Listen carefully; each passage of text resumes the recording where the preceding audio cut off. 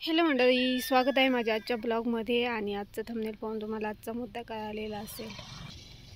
तर माझा नवरा आणि माझ्यातही मतभेद होतात. म्हणजे आम्ही भांडत नाही, पण राग आल्यावर मी तर असं गप्प नाही बसत. मी बोलून टाकते. माझ्या मनात जे जे येतं ते सगळं मी बघते.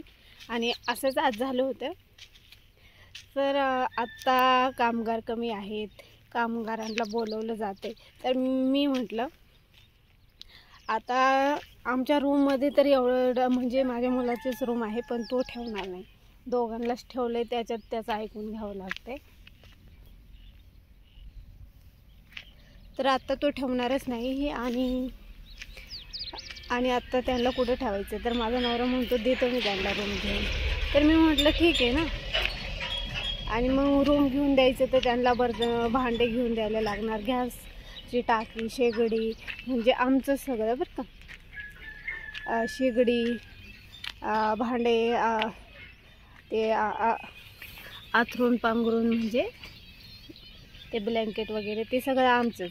आणि आत्तापर्यंत 100 वेळा झालेत का दिलेत भांडे, दिलेत कपडे, दिलेत टाकी, ती परत घरी येतच नाही. म्हणजे असं पण होतं आमच्या इथं. तर मी म्हटलं 100 वेळा देऊन झालं ना, आता मी तर नाही देणार, आता भांडेच नाही माझ्या घरामध्ये. तर म्हणत होते का मी नवीन घेऊन देतो. म्हटलं द्यायचे तुम्हाला, काय करायचे करा, बाकी मी माझ्या घरातले भांडे नाही देणार आता. प्रत्येक वेळेस द्या आपण, म्हणजे प्रत्येक वेळेस द्यायचं, पण ते कधीच माघारी येत नाही.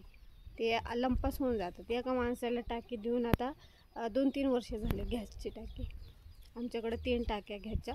तर 2-3 वर्ष झाले त्याला टाकी दिली, अजून रिटर्न येत नाही. एमर्जन्सीमध्ये त्याचा गॅस संपला होता रात्रीचं. त्याच्या घरामध्ये जेवण करायला गॅस नव्हता. माझ्या नवऱ्याला लगेच जाई आली त्याच्यावर. रात्रीच्या 10ला ती टाकी घेऊन गेलेत. म्हणजे 8-9ला ते लोक कामावरून यायचे आणि गॅस संपला. मग उपाशी झोपण्यापेक्षा म्हटले तुमच्याकडे आहे का टाकी. माणूस म्हटलं आहे, थोडा गॅस पण आहे त्याच्यात, घेऊन जा. असं मेहरबानी करत राहतो लोकांवर.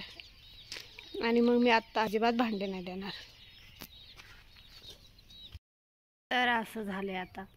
म्हणजे मला भांडे द्यायला काय नाही, घरातले भांडे द्यायचे आणि ते भांडे मग दुसरीकडे जाणार, दुसरीकडून तिसरीकडे जाणार, ते घरी कधीच येत नाही. म्हणून मी आता ठरवले मी भांडे वगैरे काही देणार नाही. म्हणजे इवन तर मी त्या लेबरला ठेवायचं सुद्धा नको म्हणते. मला नसतं ठेवायचं.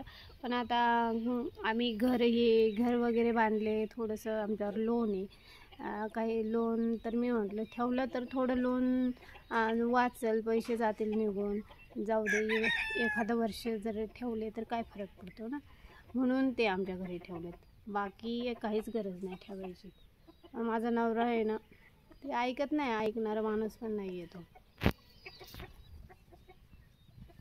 आणि मला म्हणतो तुलाच काही झालं का तुझ्या तोंडात नाहीच असतं.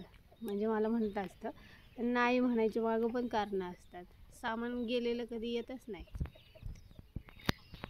मला म्हणत होते तुझे भांडे इथं तिथं पडत आहेत, मी ते भांगारवाल्याला विकले. तर थोडे भांडे झाले होते खराब, ते विकले भांगारवाल्याला. तर आता मग म्हणतो परत तुला म्हणजे लोकांना तू असं म्हणजे देत नाही ना कोणाला. तर मला खरंच माझ्या वस्तू मला द्यायला आवडत नाही. तर असं आहे आमच्या घरातलं. आणि सध्या हा रूम पण जाणार आहे आणि याला दरवाजे काय कामं राहिलेत, त्याचंसुद्धा आमचं बजेट पूर्ण ढासळ आहे. म्हणजे पेमेंट जागेवरच थांबलं आहे, काय झाले ते पण माहीत नाही.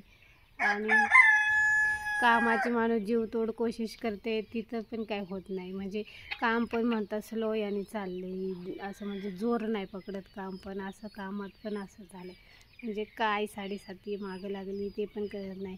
आणि ह्याला असंच हा रूम चालला आहे असाच. म्हणजे ते भाडेकरूंला पण जिथं राहतात ना, तिथून त्यांना म्हणतात तुम्ही रूम खाली करा, नाही तर तुमचं सामान फेकून देईल. आणि मग ते म्हणतात बिना दरवाजाचं आम्ही राहू शकतो. बिना दरवाजाचं कसं काय द्यायचं कोणाला राहायला. म्हणजे एखाद्याची मजबुरी असते, ते म्हणतात काहीतरी या दरवाजा बसवायला 5,000 लागतात. आता आमच्याकडं पण सध्या 2 दरवाजे बसवायचे 10,000 लागतात. एक खिडकीला 3,000 लागतात. एवढे सुद्धा आमच्याकडे पैसे नाही आता.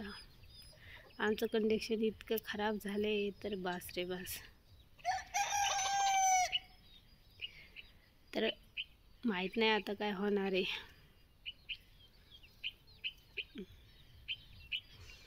नवऱ्याला किती पण सपोर्ट करा पण तो कधीच नाही म्हणणार हा माझी बायको सपोर्ट करते.